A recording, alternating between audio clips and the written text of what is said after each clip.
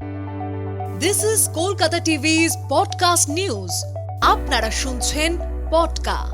ফিরে দেখা 2023, না ফেরার দেশে বাংলার যেসব তারকা। আমি ভাস্বতী, জানাবো বিস্তারিত। আর মাত্র কয়েকটা দিন 2023 শেষের পথে। প্রতিটা বছরের শেষেই থেকে যায় একরাশ স্মৃতি। ভালো মন্দে মেশানো একটা গোটা বছর যখন শেষের পথে, তখন মনে পড়ে যায় নানান কথা। মনে পড়ে সেই সব মানুষের কথা যারা আমাদের ছেড়ে না ফেরার দেশে পাড়ি দিয়েছেন।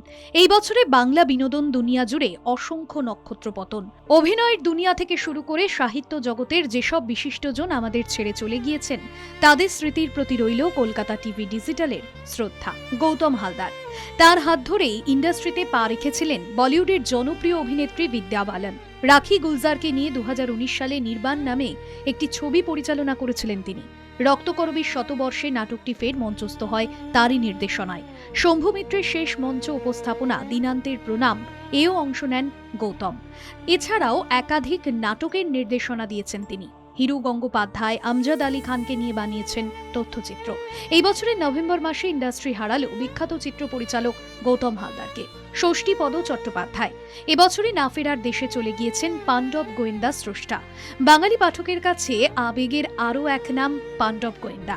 ষষ্ঠীপদর লেখনীতেই বাবলু, বাচ্চু, বিলু, ভম্বল, বিচ্ছু এবং পঞ্চু, এই পঞ্চ পাণ্ডব মলাটবন্দী বইয়ের পাতার বাইরে জীবন্ত চরিত্র হয়ে উঠেছে। রহস্য আর রোমাঞ্চ প্রেমী কিশোরদের বারবার মুগ্ধ করে এই পাণ্ডব গোয়েন্দা সমগ্র। 82 বছর বয়সে হাওড়ার একটি নার্সিং হোমে শেষ নিঃশ্বাস ত্যাগ করেন বাঙালির অন্যতম প্রিয় সাহিত্যিক সমরেশ মজুমদার। চলতি বছরেই প্রয়াত হয়েছেন কালপুরুষ ও কালবেলা স্রষ্টা সমরেশ মজুমদার। 1975 সালে প্রকাশিত হয় সমরেশ মজুমদারের প্রথম উপন্যাস দৌড়। উত্তরাধিকার, কালবেলা, কালপুরুষের মতো একের পর এক কালজয়ী উপন্যাস উপহার দিয়েছেন তিনি। 1984 সালে সাহিত্য একাডেমি পুরস্কার পান সমরেশ। মে মাসে একটি বেসরকারি হাসপাতালে 79 বছর বয়সে শেষ নিঃশ্বাস ত্যাগ করেন তিনি।